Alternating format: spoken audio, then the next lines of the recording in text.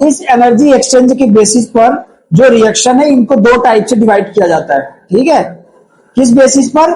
Energy exchange के basis पर दो तरीके से रिएक्शन को डिवाइड किया जाता है। एक होती है एक्सोथर्मिक रिएक्शन और दूसरी होती है एंडोथर्मिक रिएक्शन। एक्सोथर्मिक रिएक्शन को बोलते हैं ऊष्माक्षेपी अभिक्रिया, एंडोथर्मिक रिएक्शन को बोलते हैं ऊष्मा शोषी अभिक्रिया।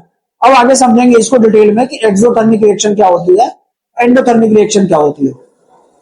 सबसे पहले देखते हैं एक्सोथर्मिक रिएक्शन। एक्सो मींस क्या होता है? एक्सो मींस होता है बाहर। थर्मिक मींस क्या होता है?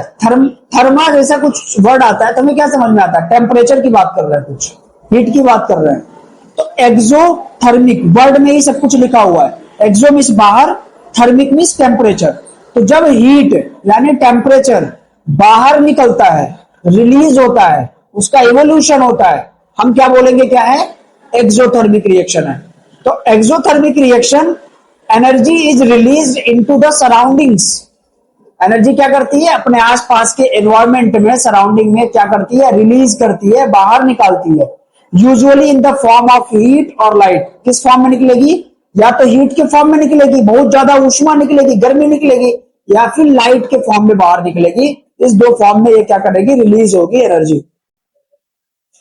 इस टाइप की जो रिएक्शन होती है often causes the temperature of the surrounding to increase. जब एनर्जी बाहर निकलेगी तो क्या होगा? तापमान बढ़ेगा। मान लो यहां तुमने यहीं पर बैठे बैठे आग जला दिया, तो आग से जो गर्मी निकलेगी क्या करेगी? आसपास के टेम्परेचर को बढ़ाएगी कि नहीं बढ़ाएगी? समझ आ रही है बात? ठीक है, तो इसीलिए ये एनर्जी क्या करती है? आसपास के एनवायरमेंट को, टेम्परेचर को गर्म कर देती है, हीट कर देती है, इंक्रीज कर देती है। ठीक है, अब हम समझते हैं कि एक्सोथर्मिक रिएक्शन के टाइम पे एक्चुअली में होता क्या है। What happens during an exothermic reactions. ठीक है, इस रिएक्शन में क्या होता है? टू और मोर सब्सटेंस। हमने केमिकल रिएक्शन में देखा ही था कि दो या दो से ज्यादा सब्सटेंस आपस में क्या करेंगे? रिएक्ट करेंगे, फिर एक या एक से ज्यादा नए सब्सटेंस बनाएंगे। तो चाहे एक्सोथर्मिक हो चाहे एंडोथर्मिक हो, वहां पर सब्सटेंस की तो जरूरत पड़ेगी ही। तो एक्सोथर्मिक में क्या होगा?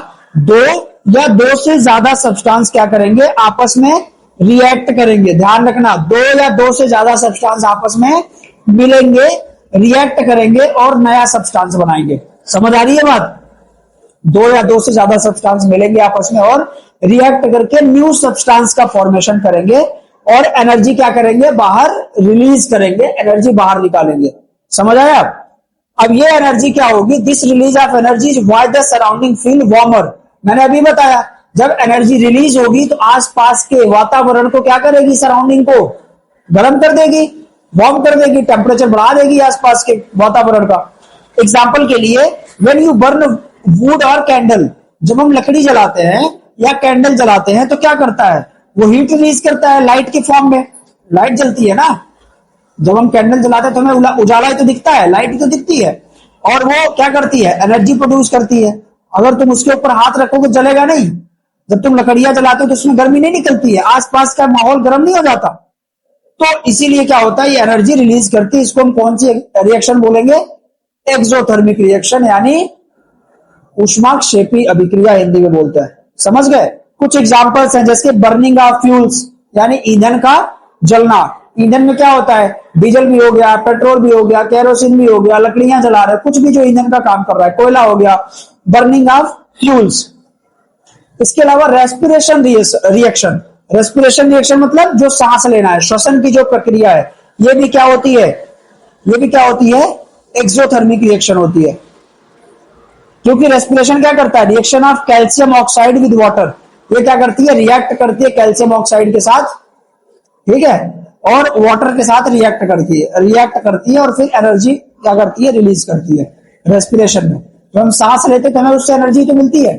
ठीक है, तो इस तरह से इसका हम देख सकते हैं एग्जांपल। समझ आया?